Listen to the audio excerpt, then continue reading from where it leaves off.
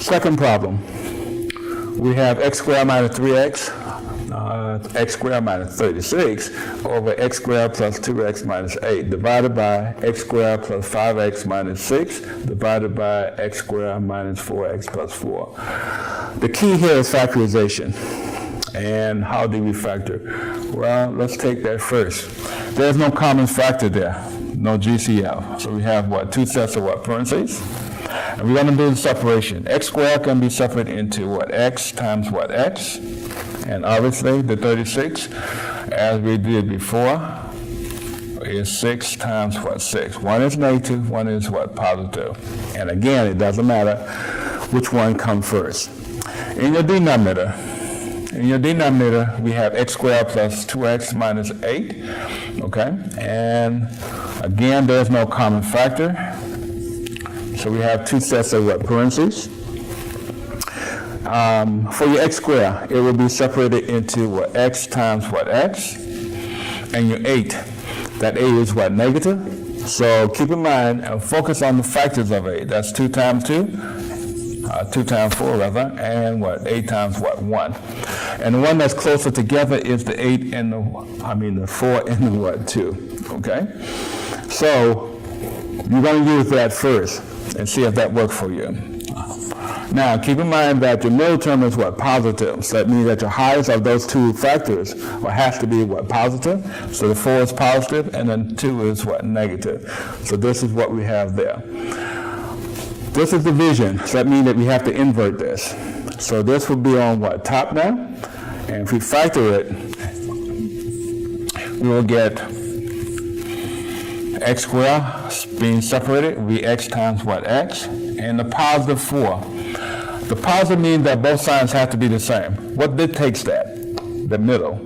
Since the middle is negative, both of these have to be what? Negative. Now, what factors of 4 must we use? We must use 2 and 2. Why? Because 2 plus 2 will give us what? 4. Okay. In your denominator, since we switch it, we have two sets of parentheses because we don't have any what? Common factor. You always have to follow those steps.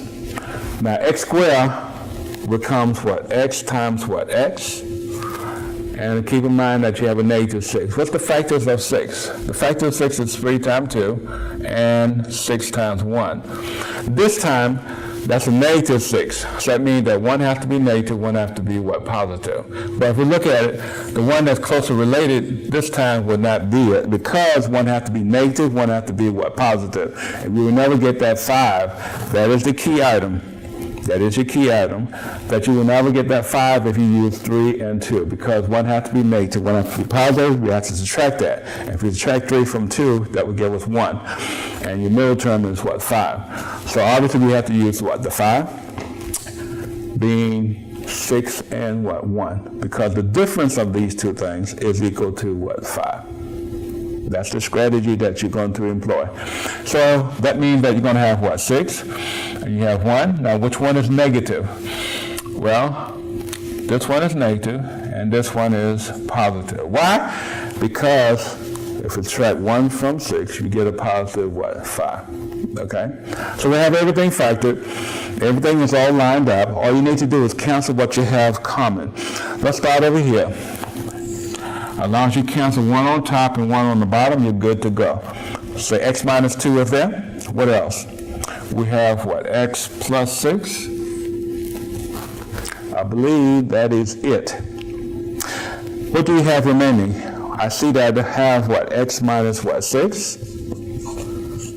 I also have the x minus 2 remaining. In your denominator,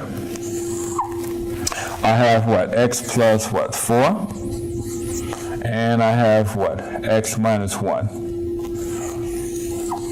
So our final answer would be x minus 6 times x minus 2 rather, over x plus 4 times x minus 1. That will be your final result.